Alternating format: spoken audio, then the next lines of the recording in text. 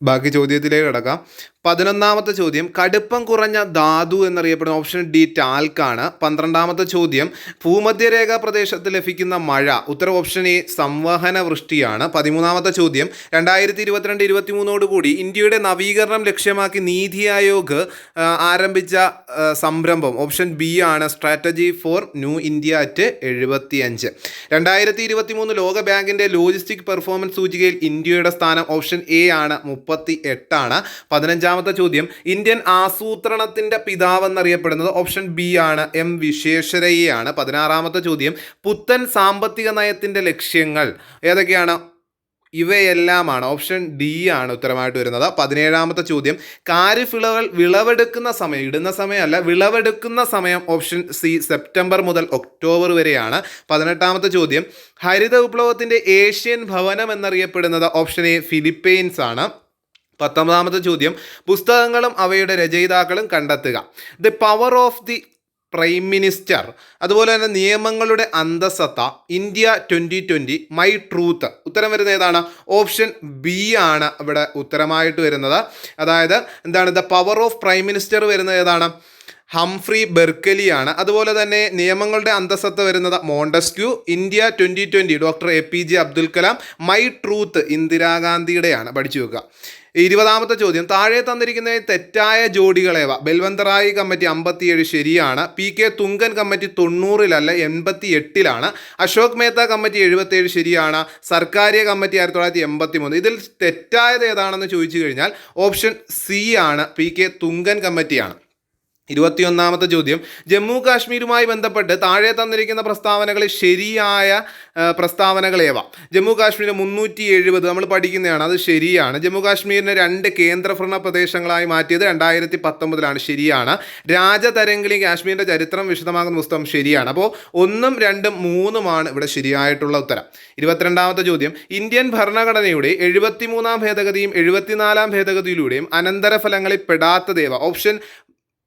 Option B ആണ് ഇവിടെ ഉത്തരമായിട്ട് വരുന്ന 10ാം പട്ടികയാണ് പെടാത്തത്.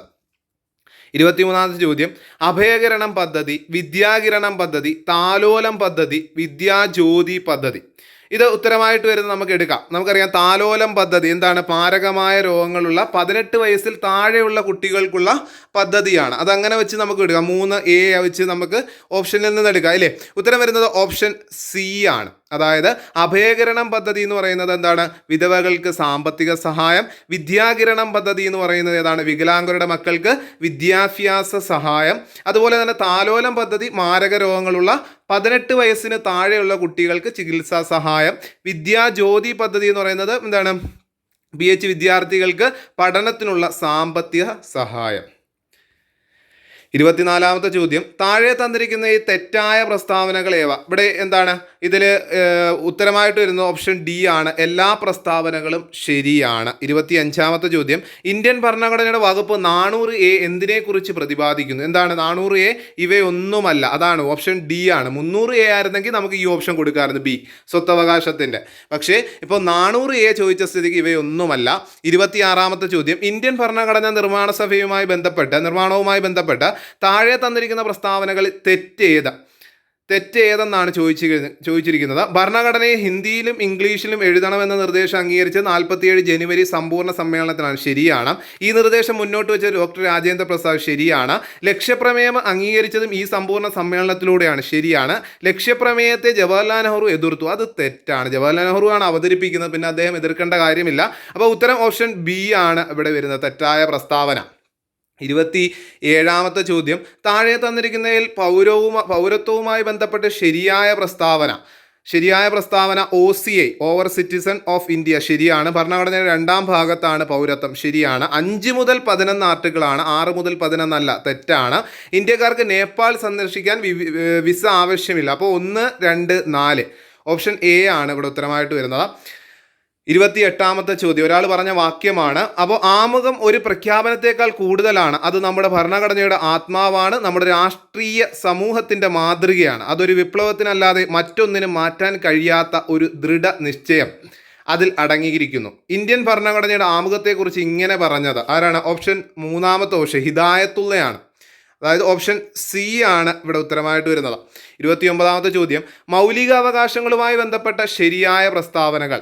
നമ്മുടെ മൗലികാവകാശം ചിലത് പൗരന്മാർക്ക് മാത്രമേ ലഭിക്കൂ, ശരിയാണ്. ചില മൗലികാവകാശങ്ങൾ ഏത് വ്യക്തികൾക്കും ലഭിക്കും, ശരിയാണ്. നിയമത്തിന് മുന്നിൽ തുല്യതയ്ക്കും അവകാശം ഏതൊരു വ്യക്തിക്കും ലഭിക്കും, ശരിയാണ്. പൊതു തൊഴിലിൻ്റെ കാര്യത്തിൽ അവസര സമത്വം ലഭിക്കുന്നത് ഇന്ത്യൻ പൗരന്മാർക്കായിരിക്കും, ശരിയാണ്. 1, 2, 3, 4 ഇതും എല്ലാം ശരിയാണ്. 30ാമത്തെ ചോദ്യം, ചേരുംപടി ചേർക്കുക. ഇന്ത്യ കടമെടുത്ത രാജ്യങ്ങൾ, നിർദ്ദേശക തത്വങ്ങൾ, അയർലൻഡ്, ശരിയാണ്. നിർദ്ദേശക തത്വങ്ങൾ, അപ്പോൾ 1 വരുന്നത് ബി ആണ്. അതുപോലെ തന്നെ മൗലിക കർത്തവ്യങ്ങൾ 2 സി ആണ് വരുന്നത്. അവശിഷ്ടാധികാരങ്ങൾ 3 ഡി ആണ് വരുന്നത്. ഭരണഘടനാ ഭേദഗതി എ, ദക്ഷിണാഫ്രിക്കയാണ്. അപ്പോൾ ഇത് വരുന്ന ഓപ്ഷൻ എന്ന് പറയുന്നത് ഏതാണ്?